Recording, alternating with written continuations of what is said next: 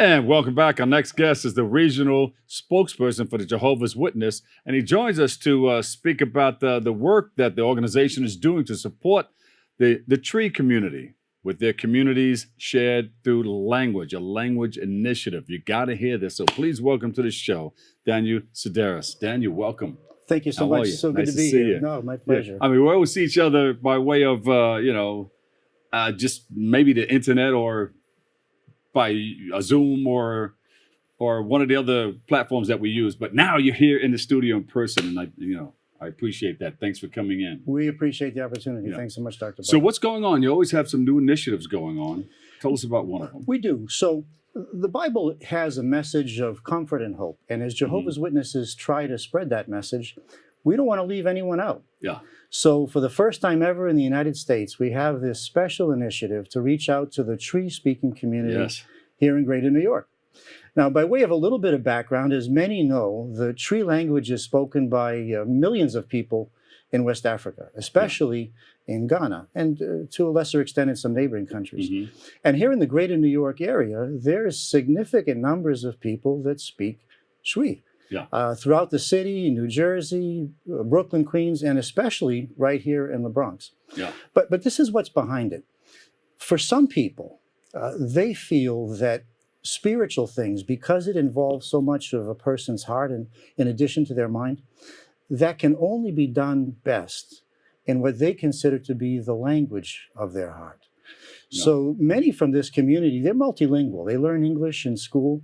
But for those that feel this way, they feel that when it comes to praying to God, reading the Bible, developing a friendship with God, they can only do this best in that language, which oftentimes is the first language that they learn, the language that they were taught by their parents or their grandparents. So, and although they can feel the Lord, they can feel God, but now you can, there's a big outreach because you can do it in many different languages, especially in the new one the new initiative Tree. Exactly. So it's a very individual thing. Not everybody feels this way, but for those that do, and for those for whom Tree is that language, we have this initiative. That's great.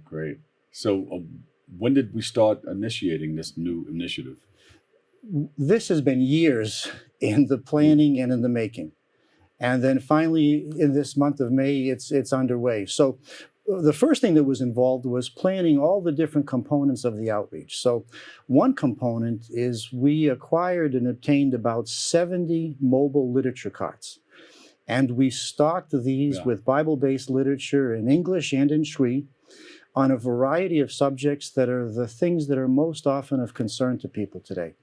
And these literature carts have been placed in neighborhoods and subway stations, wherever this community is most likely to be found. So that was one component that had to be planned and organized and such.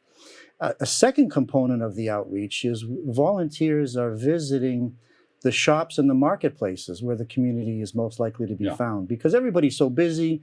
There's not enough time in the day to get things done. So we want to be accessible in these places for those that are interested. And then the third component of the outreach was the door-to-door activity. So finding neighborhoods and areas where we can go from door to door looking for Shwi speakers. How did you find that out? I mean, did you have to find out the zip codes, and how did you find out where people are living?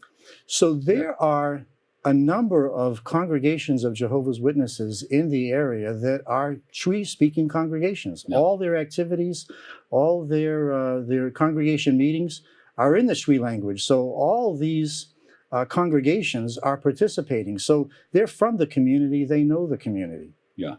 Does it sound a little bit like patois, like Jamaican sort of? I wouldn't know how to characterize it. I had some Ghanaian friends that tutored me in just how to say Shwi, and I'm not as good as I should be, but I'm getting better. So I couldn't characterize the language because I don't have any familiarity with Tree. I was calling it Tree early on, but I guess it's Tree with a W. So what my friends explained, and again, I'm in no position to correct anybody else, Dr. Bob. It's okay. But they said your best chance is CHWI, Shui. So, Shui. So Okay. I'm doing my best. But for any that know exactly how it should be pronounced, I appreciate your patience. Yeah. We all know. We're all on the same page, though. Yeah, exactly. How will this campaign help our community? So what a wonderful thing it is to have two distinct communities connect in a positive way. So you have the religious community of Jehovah's Witnesses connecting with the New York area Shui-speaking community in a positive way over a common shared love and respect for a language, which is Shui. I mean, that in and of itself is just such a positive thing to have communities to be able to do that. But it also is helpful to the community in another way. This is a community that's very much family-oriented. And of course, that's true of many other cultures, but it's definitely a characteristic of this community. And so part of this outreach is we have focused and specialized the message based on all the things that the Bible says for families. Yeah. And this community, as I've been explained to me, is very interested in making sure that they transmit to their children, the next generation, the spiritual and the religious values that they want them to have and to keep in a changing world. So that's something that we think will be very much appreciated by the community. How has the response been thus far? It has been exceptionally well received. Just last night, I was able to visit with a group of individuals that are at the heart of this campaign, and I asked them that exact question. And here's some of the things that they mentioned to me. They said that this is a community that's very hospitable anyway. But as they've had these individuals approach and they get to hear the Bible's message in their own language, it has been an exceptionally warm reception. And because of that, that has served to energize the volunteers even more. And that enthusiasm and energy has then come back to the public. So what they said, that it's been an exchange of positive energy between the two groups. An interchange of encouragement is the way that they mentioned it. Daniel, do you ever get the opportunity to sit in these different churches with the different languages? I have. I would love to do that, just to hear and feel it. Yeah, so the congregations of Jehovah's Witnesses everywhere in the world, they want to serve the community. They want to serve people in that language of their heart, the language that they feel they can best address spiritual things. So yes, there's Kingdom Halls of Jehovah's Witnesses everywhere in a variety of languages. Yeah, and if a person is interested in this information and they don't speak Twi, I hope I'm saying it right, where can they go for more information? So there's two choices. One, they can just be on the lookout for the next initiative in their area.